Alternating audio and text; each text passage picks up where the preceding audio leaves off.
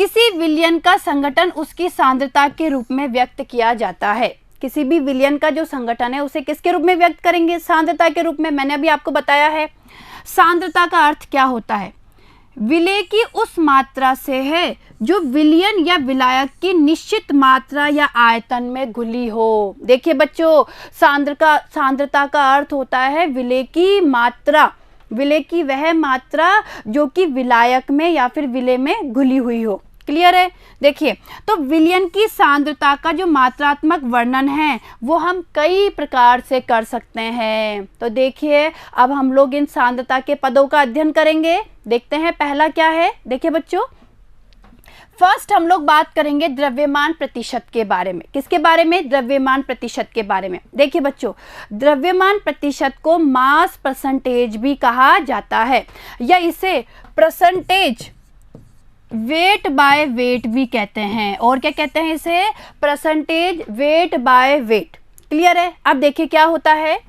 100 ग्राम विलयन में उपस्थित विलेय की ग्रामों में संख्या। देखिए बच्चों, 100 ग्राम विलयन की बात कर रहे हैं। यहाँ पे कहने का मतलब है विलयन की मात्रा को भी हम ग्रामों में लेते हैं और विलेय की मात्रा को भी किस में लेते हैं? ग्राम में लेते हैं। यानी कहने का मतलब है दोनों को ही द्रव्यमान के रूप में लिया जाता है। क्लियर है? तो देखिए, 100 ग्राम विलयन में उपस्थित विलेय की ग्रामों में जो संख्या है उसे ही विलयन का क्या कहते हैं? द्रव्यमान प्रतिशत कहते हैं। अब मान लीजिए आपको द्रव्यमान प्रतिशत निकालना है, सूत्र क्या होगा?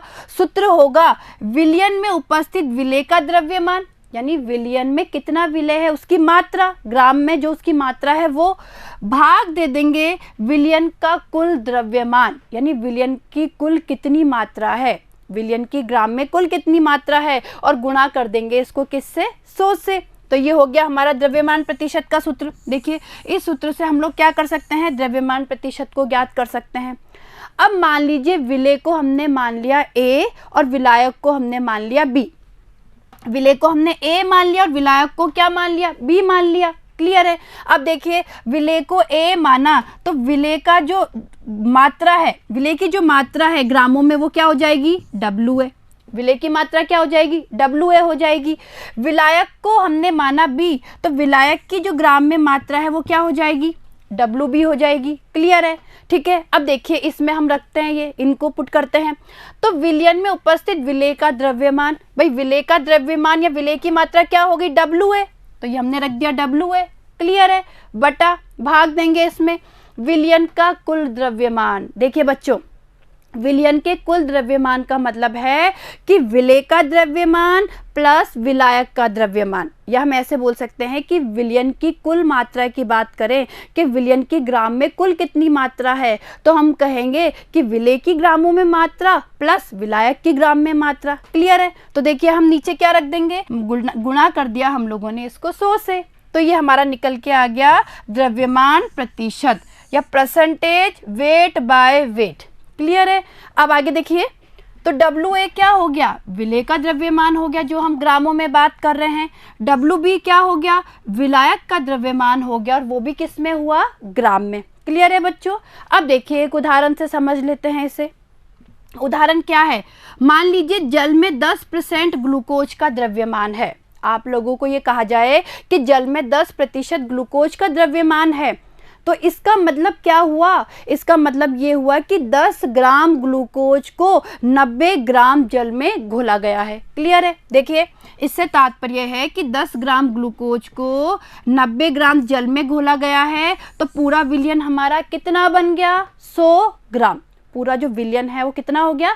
100 ग्राम हो गया। क्लियर है बच्चों? तो ये द्रव्यमान प्रतिशत तो आपको समझ में आया होगा। ठीक है, चलिए अगले की तरफ चलते हैं। अगला कौन सा सांद्रता का पद है? देखिए बच्चों, सेकंड जो हम लोग बात करेंगे आयतन प्रतिशत के बारे में बात करेंगे। किसके बारे में बात करेंगे? आयतन प्रतिशत।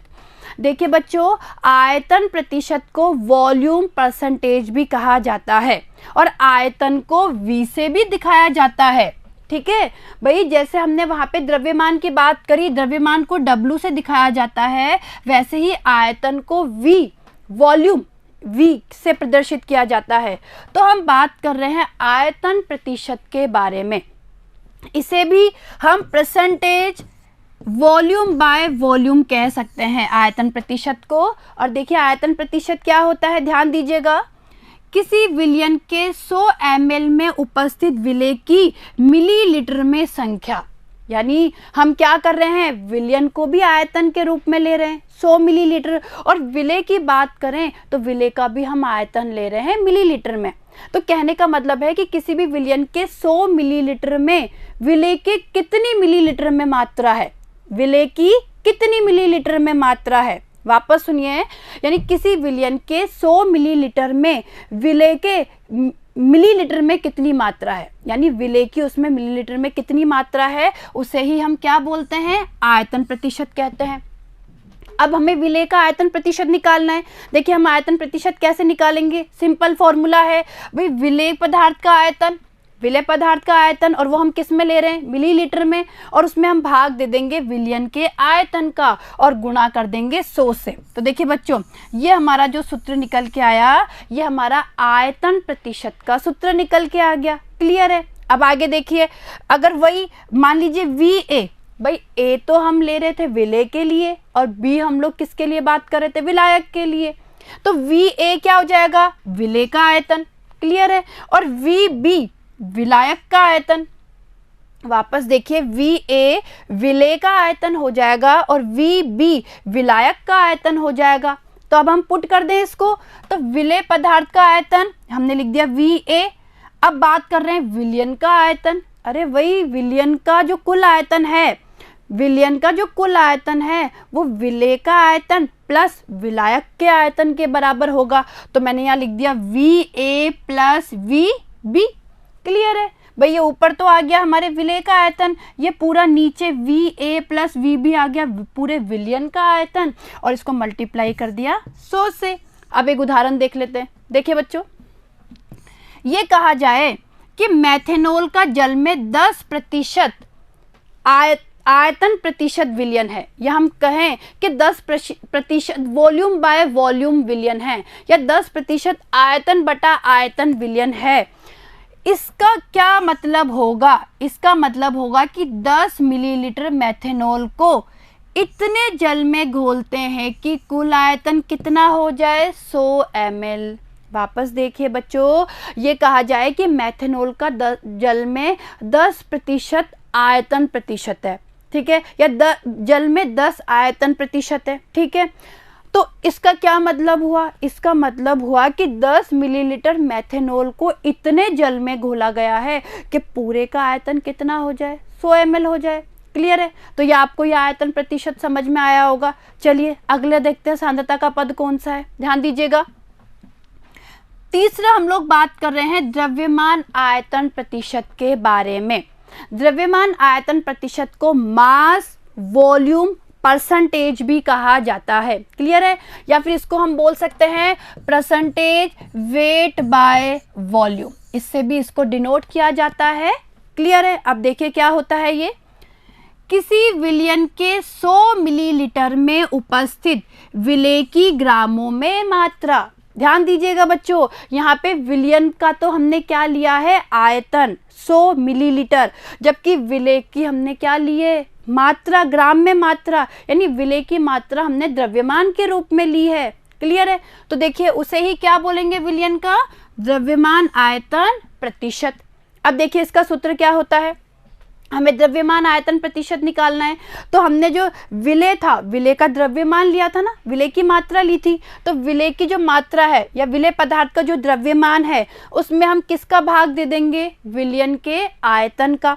क्लियर है। और विलयन का आयतन हमने लिया था मिलीलीटर में, तो ऊपर तो विलेय पदार्थ का द्रव्यमान आ जाएगा ग्राम में, या विलेय पदार्थ की मात्रा ग्राम में, और उसमें हम भाग दे देंगे विलयन का आयतन जो मिलीलीटर में है, और गुणा कर देंगे किससे, 100 से। तो ये हमारा किसका सूत्र निकल के आ गया, देखिए ध्यान से, द्रव्यमान आयतन प्रतिशत का सूत्र निकल के आ गया। क्लियर है। आगे देखिए, वही देखिए परसेंटेज वेट बाय वॉल्यूम मैंने कहा था ना। अब देखिए विलेय पदार्थ का द्रव्यमान, विलेय पदार्थ की यानी ग्राम में मात्रा WA, चलिए WA कर दिया। विलयन का आयतन, यहाँ बात हो रही है विलयन का कुल आयतन कितना है, तो विलयन का कुल आयतन V, ठीक है, और इसको मल्टीप्लाई कर दिया हमने किससे, 100 से मल्टीप्लाई कर दिया, तो ये देखिए, ये हमारा ये वाला सूत्र, इस तरीके से भी लिख सकते हैं हम इस सूत्र को। अब देखिए बच्चों, जो सांद्रता की ये इकाई होती है, इस इकाई का उपयोग सामान्यतया औषधियों एवं फार्मेसी में किया जाता है। जितनी भी औषधियाँ या फार्मेसी होती है वहाँ पे ये वाली जो सांद्रता की इकाई है, द्रव्यमान आयतन प्रतिशत, इसका उपयोग किया जाता है। चलिए उदाहरण पे नज़र डाल लेते हैं। देखिए बच्चों, उदाहरण क्या है इसका, 1% 1% द्रव्यमान बटा आयतन किसका है, बोरिक अम्ल का है। या हम ये कह सकते हैं कि बोरिक अम्ल का 1% द्रव्यमान आयतन प्रतिशत है। तो इसका मतलब क्या हुआ, इसका मतलब हुआ कि 1 ग्राम बोरिक अम्ल को जल में घोलकर विलयन का कुल आयतन कितना बनाया गया है, 100 ml। यानी 1 ग्राम बोरिक अम्ल को घोला गया है और इतने जल में कि पूरा जो आयतन है वो कितना हो जाए, 100 मिलीलीटर हो जाए। क्लियर है, ये चीज़ आपको समझ में आई होगी। चलिए आगे सांद्रता का पद कौन सा है देख लेते हैं। आगे बात कर रहे हैं ppm के बारे में, जिसे पार्ट पर मिलियन या पार्ट प्रति मिलियन भी कहा जाता है। देखिए बच्चों, इस प्रकार की जो ये इकाई है, जो ये ppm इकाई है, इसका उपयोग वहाँ करते हैं जहाँ विलेय की मात्रा बहुत कम होती है। यानी ऐसे विलयन जहाँ पे कि विलेय बहुत ही सूक्ष्म मात्रा में उपस्थित होता है, वहाँ हम इस ppm का यूज करते हैं। तो देखिए क्या होता है, किसी विलयन के 10 की पावर 6, 10 की घात 6 भाग में उपस्थित विलेय पदार्थ के भागों की संख्या को पार्ट पर मिलियन कहते हैं। देखिए बच्चों, आप लोगों को पता है 10 की घात 6 को मिलियन भी कहा जाता है। क्या कहते हैं, मिलियन। 10 की घात 6 को मिलियन भी कहते हैं। तो ये कहा जाता है कि किसी भी विलयन के 10 की घात 6, ये कहा जाता है कि किसी भी विलयन के 10 की घात 6 या 10 की पावर 6 भाग में विलेय पदार्थ की कितनी मात्रा है, उसे ppm या पार्ट पर मिलियन कहते हैं। तो आगे देखिएगा, फॉर्मूला क्या हो गया कि विलेय पदार्थ का द्रव्यमान, क्लियर है, विलेय पदार्थ का कितना द्रव्यमान है बटा विलयन का द्रव्यमान। और ये हम किस में बात करेंगे, 10 की घात 6, यानी मिलियन की बात कर रहे हैं ना, 10 की घात 6 में कितनी मात्रा है, तो गुणा कर देंगे 10 की घात 6 से। तो ये हमारा सूत्र किसका निकल के आ गया, ये हमारा ppm का सूत्र निकल के आ गया। इस तरीके से हम पार्ट पर मिलियन या पार्ट प्रति मिलियन में मात्रा ज्ञात कर सकते हैं। अब देखिए, विलेय पदार्थ का द्रव्यमान WA, भाई A से विलेय को ले रहे हैं और B से विलायक को ले रहे हैं, तो WA तो हो गया विलेय पदार्थ का द्रव्यमान, यानी उसकी मात्रा, ग्राम में मात्रा। अब विलयन का द्रव्यमान की बात कर रहे हैं, तो विलयन का द्रव्यमान आपको पता है, विलेय का द्रव्यमान प्लस विलायक का द्रव्यमान। तो ये हो गया WA प्लस WB और इसको गुणा कर दिया 10 की घात 6 से। क्लियर है, तो ये हमारा ये सूत्र निकल के आ गया।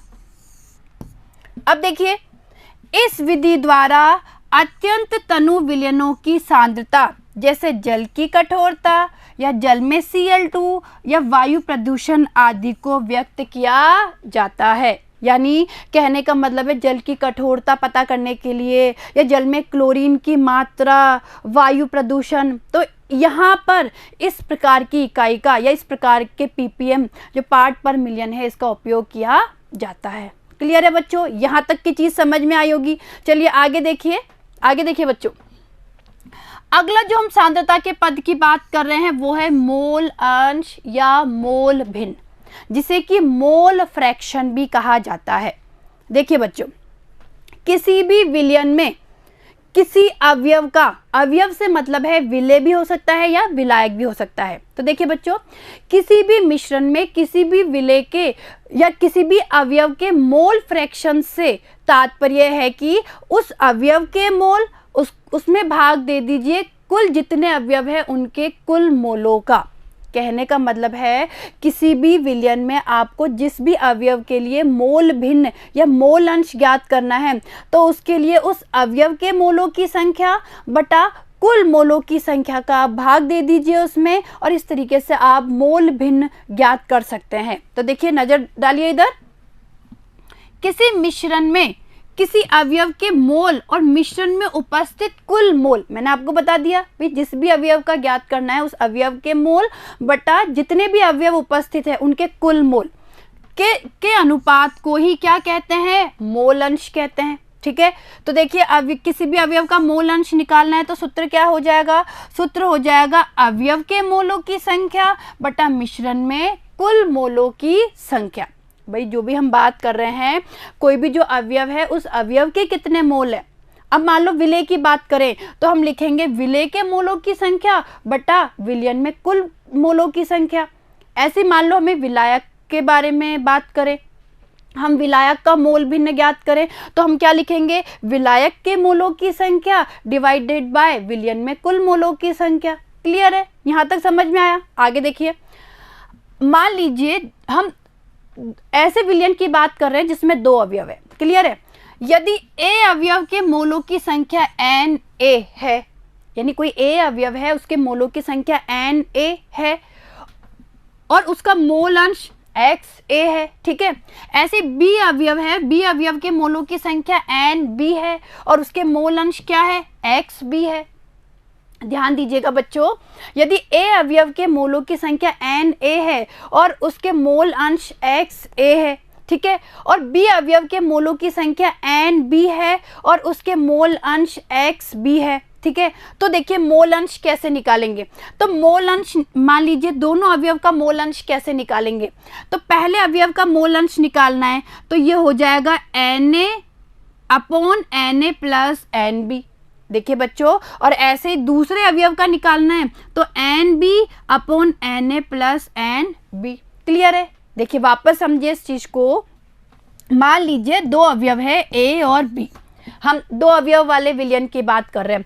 इस अवयव के ए अवयव है, इसके जो हम बात करें मोलों की संख्या वो एन ए मान लेते हैं। इसमें जो मोलों की संख्या है एन ए और इसके जो मोलों की संख्या है वो एन बी। क्लियर है, तो और इसका जो मोल अंश है वो हम मान लेते हैं एक्स ए है और इसका जो मोल अंश है वो क्या है, एक्स बी है। यहाँ तक की बात समझ में आई होगी। अब हमें प्रत्येक अवयव का मोल अंश निकालना है, यानी हमें एक्स ए भी निकालना है और एक्स बी भी ज्ञात करना है। चलिए, अगर आपको एक्स ए निकालना है, एक्स ए यानी ए अवयव की बात कर रहे हैं, ए अवयव का मोल अंश निकालना है तो आप क्या करोगे, ए अवयव की मोलों की मात्रा यानी ए अवयव के कितने मोल है बटा कुल मोल, तो ए अवयव के कितने मोल है, एन ए और कुल मोल कितने हो गए, n A plus n B. तो यही तो ये सूत्र निकल के आया है। देखिए यही तो सूत्र है सेम। इस तरीके से हमने ए अवयव का मोल अंश ज्ञात कर लिया। अब मान लो आपको बी का ज्ञात करना है, बी अवयव का, बी अवयव के मोलों की संख्या है एन बी और इसमें आपने कुल मोलों की संख्या का भाग दे दिया। ये देखो सेम यही तो सूत्र निकल के आया। क्लियर है, तो इस तरीके से हम क्या कर सकते हैं, किसी भी अवयव का मोल अंश निकाल सकते हैं। और देखिए बच्चों, ये कहा जाता है कि एक मिश्रण में उपस्थित सभी अवयवों के जो मोल अंश होते हैं उनका योग क्या होता है, एक होता है। यानी कहने का मतलब है जितने भी अवयव है उनके अगर मोल अंशों को जोड़ा जाए तो योग एक निकल के आता है। कहने का मतलब है मैं ऐसे लिख सकती हूँ, एक्स ए प्लस एक्स बी, ये क्या होगा, एक के बराबर होगा। क्लियर है, तो देखिए आगे ध्यान दीजिएगा। तो मैं क्या लिख सकती हूँ, देखिए अभी मैंने बताया आपको कि मैं लिख सकती हूँ एक्स ए प्लस एक्स बी बराबर 1। अब आपको एक्स ए निकालना है तो 1 में से एक्स बी माइनस कर दो और एक्स बी निकालना है तो 1 में से एक्स ए को माइनस कर दो। क्लियर है, तो ये बच्चों देखिए ये मोल भिन्न वगैरह आपको समझ में आई होगी। क्लियर है, और इस प्रकार की जो इकाई का उपयोग किया जाता है, जो मोल भिन्न का उपयोग किया जाता है, वो जितने भी अणुसंख्यक गुणधर्म हैं वहाँ पे इनकी उपयोगिता हमें पता चलती है। यानी जितने भी अणुसंख्यक गुणधर्म हैं उनको ज्ञात करने में हम इस मोल अंश को ही काम में लेते हैं। यहाँ तक की चीज़ आपको समझ में आई होगी। चलिए अब आगे देखते हैं, आगे कौन सी सांद्रता की इकाई है। यहाँ तक की चीज़ आपको समझ में आई होगी, यहाँ तक की चीज आपको समझ में आई होगी। अब देखते हैं आगे कौन सा सांद्रता का पद है। ध्यान दीजिएगा, देखिए आगे हम बात करेंगे मोलरता के बारे में। किसके बारे में? देखिए बच्चों, मोलरता के बारे में। मोलरता को कैपिटल एम से भी दर्शाया जाता है, ये आपको पता होना चाहिए। कैपिटल एम से भी इसको दर्शाया जाता है। देखिए मोलरता क्या होती है, ध्यान दीजिएगा। 1 लीटर विलयन में घुले हुए विलेय के मोलों की संख्या को ही उसकी क्या कहते हैं? मोलरता कहते हैं। वापस देखिए, 1 लीटर विलयन की बात हो रही है यहाँ पे, या 1 लीटर को हम और क्या बोल सकते हैं? 1000 मिलीलीटर भी कह सकते हैं। यानी 1 लीटर विलयन या 1000 मिलीलीटर विलयन में उपस्थित विलेय के मोलों की संख्या को ही क्या कहते हैं? मोलरता कहते हैं। इसे इंग्लिश में मोलेरिटी भी कहा जाता है। तो देखिए सूत्र क्या निकल के आएगा मोलरता का? मोलरता का सूत्र निकल के आएगा विलेय के मोलों की संख्या, विलेय के मोलों की संख्या डिवाइडेड बाय विलयन का लीटर में आयतन। भाई विलेय के मोलों की संख्या, विलेय के कितने मोल है, और उसमें भाग दे देंगे विलयन का जो लीटर में आयतन है उसका भाग दे देंगे। अब ये जो आयतन लीटर में है इसको हम मिलीलीटर में कन्वर्ट करेंगे तो यहाँ गुणा हो जाएगा 1000 से। तो देखिए हमारा यही सूत्र, इस सूत्र को हम इस तरीके से भी लिख सकते हैं, मोलरता बराबर विलेय के मोल बटा विलयन का आयतन मिलीलीटर में। तो यहाँ गुणा कर दिया हमने किससे? 1000 से। क्लियर है? अब देखिए बच्चों, मोल कैसे निकालते हैं? किसी भी पदार्थ के मोलों की बात करें या विलेय के मोल की बात करें तो वो कैसे निकालेंगे? तो मोल निकालने का तरीका आप लोगों ने 11वीं क्लास में पढ़ा है। भाई मोल कैसे निकालते हैं कि उस अवयव की मात्रा, या जो अवयव, जिस भी अवयव की हम बात करें उस अवयव की ग्राम में मात्रा बटा अणुभार। क्लियर है? तो देखिए अगर हमें मोल निकालना है तो मोल का निकालने का तरीका होता है उस पदार्थ की ग्राम में मात्रा, ग्राम में मात्रा, और उसमें हम भाग किसका दे देते हैं? अणुभार का। भाई जिसकी हमें मोलों की संख्या निकालनी है उसकी ग्राम में कितनी मात्रा है और उसमें उसके अणुभार का हम क्या दे देते हैं? भाग दे देते हैं। अब मान लीजिए ग्राम में मात्रा को हम W से प्रदर्शित करें, क्लियर है, और अणुभार को हम M से प्रदर्शित करें, क्लियर है, W बटा M लिख सकते हैं हम इसको। अब हम बात कर रहे हैं यहाँ पे विलेय के मोलों के बारे में कि भाई विलेय के कितने मोल है, और आपको पता है विलेय को हम A से रिप्रेजेंट कर रहे हैं, A अल्फाबेट A से रिप्रेजेंट कर रहे हैं विलेय को, ठीक है, विलेय को हम A से रिप्रेजेंट कर रहे हैं। तो मैं इसको क्या लिख सकती हूँ? मैं इसको ऐसे भी तो लिख सकती हूँ कि विलेय की ग्रामों में मात्रा बटा विलेय का अणुभार लिख सकती हूँ।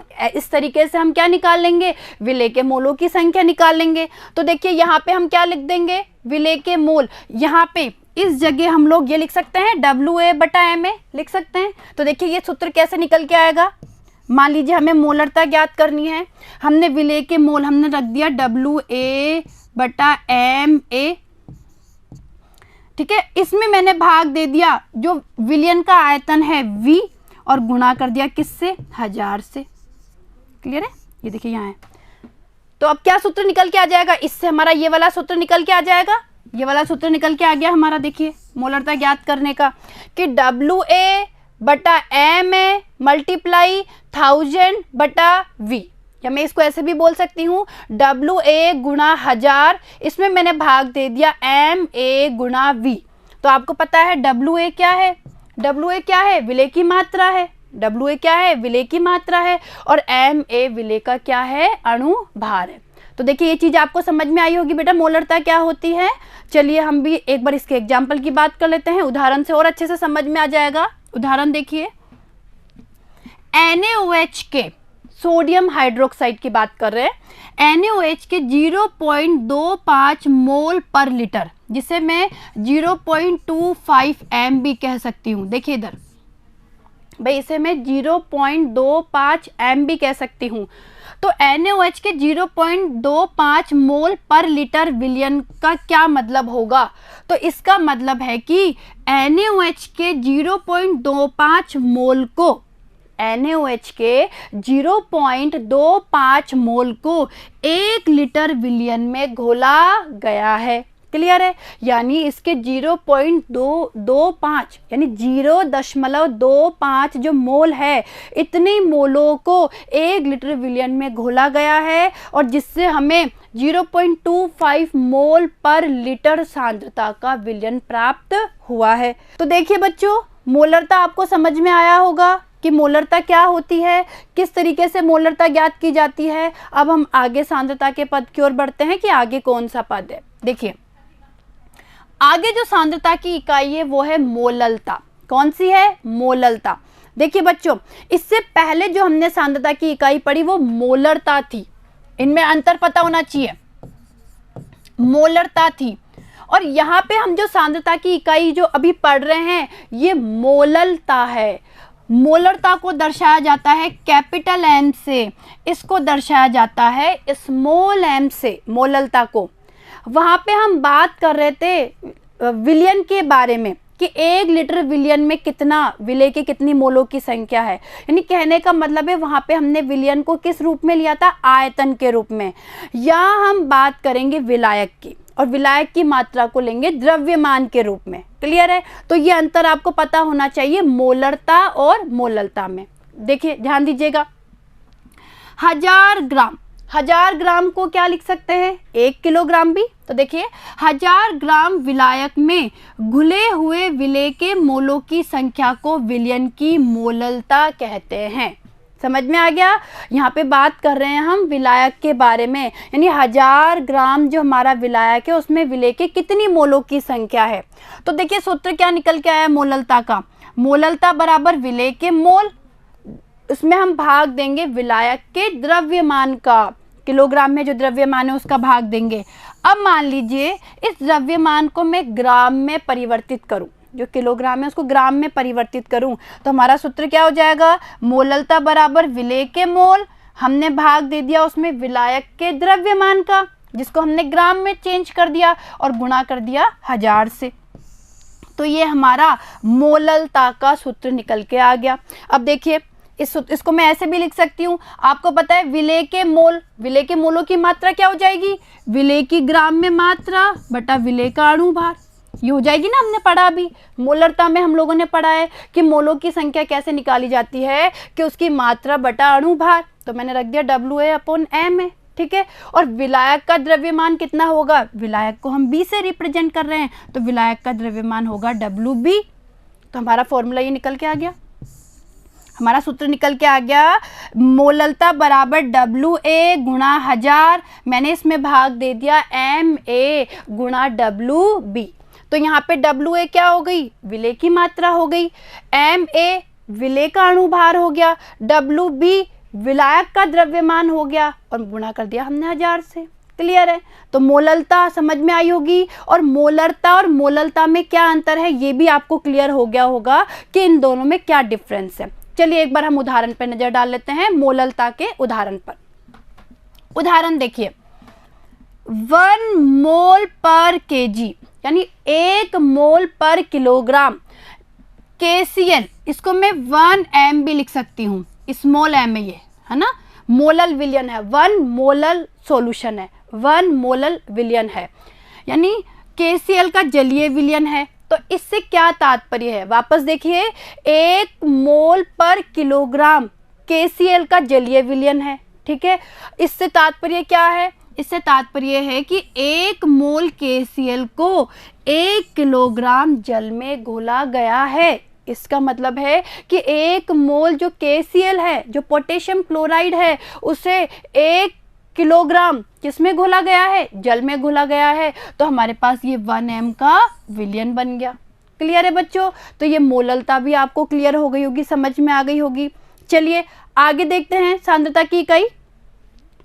अब हम बात करेंगे नॉर्मलता के बारे में। किसके बारे में? नॉर्मलता के बारे में। देखिए बच्चों, नॉर्मलता को कैपिटल N से या 1 लीटर विलयन में घुले हुए विलय के ग्राम तुल्यांकों की संख्या को ही उस विलयन की क्या कहते हैं? नॉर्मलता कहते हैं। यानी 1 लीटर विलयन में विलय के कितने ग्राम तुल्यांक है। क्लियर है? अब देखिए फॉर्मूला क्या निकल के आएगा, नॉर्मलता का फॉर्मूला निकल के आएगा। देखिए बच्चों, ये फॉर्मूला है विलय के ग्राम तुल्यांकों की संख्या, विलेय के ग्राम तुल्यांकों की संख्या और उसमें मैंने भाग दे दिया विलयन के आयतन का, और विलयन का आयतन किस में लिया है, लीटर में लिया है।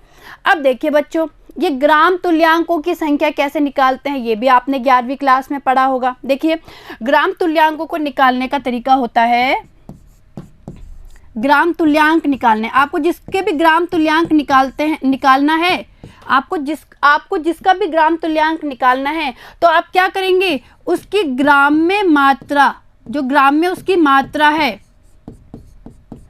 ग्राम में जो उस पदार्थ की मात्रा है उसमें तुल्यांक की भार का आप क्या दे देंगे, भाग दे देंगे। देखिए बच्चों वापस ध्यान से समझिए, जिसके भी आपको ग्राम तुल्यांक निकालने हैं, अगर विलेय के निकालने हैं तो विलेय की बात कर लेते हैं, या मान लीजिए किसी भी पदार्थ का आपको ग्राम तुल्यांक निकालना है तो ग्राम तुल्यांक निकालने का तरीका है कि उस पदार्थ की मात्रा, और किसमें, ग्राम में, यानी ग्राम में उस पदार्थ की कितनी मात्रा है उसमें तुल्यांक की भार का आप क्या दे दीजिए, भाग दे दीजिए। अब ग्राम में मात्रा है, मान लीजिए इसको मात्रा को मैं W से प्रदर्शित कर लेती हूँ और तुल्यांक की भार को E से प्रदर्शित करते हैं। E का मतलब होता है इक्विवेलेंट वेट। देखिए बच्चों, तुल्यांक की भार को इंग्लिश में इक्विवेलेंट वेट कहा जाता है, तो E से रिप्रेजेंट कर दिया। अब हम बात कर रहे हैं यहाँ पे विलेय के ग्राम तुल्यांकों की। विलेय के ग्राम तुल्यांक निकालना है और विलेय को रिप्रेजेंट किया है A से, A से प्रदर्शित कर रहे हैं ना, तो ये हो जाएगा WA/EA। देखिए बच्चों समझ में आया, WA/EA, ये आ गए विलेय के ग्राम तुल्यांकों की संख्या। चलिए इस वैल्यू को हम पुट कर देते हैं, इस मान को पुट किया हमने यहाँ पे इस जगह पे, तो ये देखिए हमारा सूत्र क्या निकल के आएगा, N बराबर WA/EA। क्लियर है, ये मैंने यहाँ रख दिया विलेय के ग्राम तुल्यांकों की संख्या, इसमें मैंने भाग दे दिया विलयन के आयतन का और गुणा कर दिया किससे, 1000 से। ये देखिए, और इससे हमारा ये वाला फॉर्मूला निकल के आ गया, N बराबर WA/EA गुणा V इंटू 1000। यानी यहाँ पे WA क्या है, विलेय की ग्रामों में मात्रा, EA क्या है, जो भी विलेय है उसका तुल्यांक की भार है, और ये हमारे विलयन का आयतन आ गया, V जो पूरा विलयन है उसका आयतन आ गया, और गुणा कर दिया हमने किससे, 1000 से। क्लियर है, प्रदर्शित किया जाता है। तो ये नॉर्मलता आपको समझ में आई होगी, क्लियर है। तो देखिए बच्चों, हम लोगों ने आज सांद्रता की इकाइयाँ पढ़ ली है, यानी किस तरीके से जो विलयन है उसकी सांद्रता को किस किस तरीके से व्यक्त किया जा सकता है, या विलयन की सांद्रता को किस रूप में हम प्रदर्शित कर सकते हैं। हमने द्रव्यमान प्रतिशत पढ़ा, हमने आयतन प्रतिशत के बारे में पढ़ा, द्रव्यमान आयतन प्रतिशत पढ़ा, मोल भिन्न के बारे में पढ़ा, ppm पढ़ा, इसके अलावा मोलरता, नॉर्मलता और मोललता, इन सब के बारे में हमने अच्छे से यहाँ पे अध्ययन किया है, और आप लोगों को अच्छे से ये चीज़ समझ में भी आ गई होगी कि मोललता क्या होती है, मोलरता क्या होती है, नॉर्मलता क्या होती है। और देखिए बच्चों, ये सांद्रता की इकाई हमें पता होना बहुत क्या है, जरूरी है। अब देखिए क्या कहा जाता है, ये कहते हैं बच्चों कि द्रव्यमान प्रतिशत, ppm, मोल अंश तथा मोललता ये आदि ताप पर निर्भर नहीं करते हैं, और जो मोलरता है वो ताप पे निर्भर करती है। कहने का मतलब है बच्चों, देखिए कि जो भी द्रव्यमान पर आधारित जो ये सांद्रता के पद होते हैं, इन पे ताप का कोई प्रभाव नहीं पड़ता, क्योंकि द्रव्यमान पर भी ताप का प्रभाव नहीं पड़ता, जबकि आयतन पर आधारित जितने भी सांद्रता के पद होते हैं उन पे ताप का प्रभाव पड़ता है, क्योंकि आयतन पर भी ताप का प्रभाव पड़ता है। तो इससे क्या निष्कर्ष निकला, इससे यह निष्कर्ष निकला कि द्रव्यमान प्रतिशत, ppm, मोल अंश, मोललता ताप पे निर्भर नहीं करते हैं, जबकि मोलरता, नॉर्मलता ये ताप के ऊपर निर्भर करते हैं। क्लियर है, तो आपको समझ में आया होगा। तो देखिए बच्चों, आज हम लोगों ने सांद्रता के जो पद है वो भी पढ़ लिए हैं। अब इससे आगे के जो टॉपिक है उसके बारे में हम हमारे नेक्स्ट वीडियो में चर्चा करेंगे। ठीक है, थैंक यू।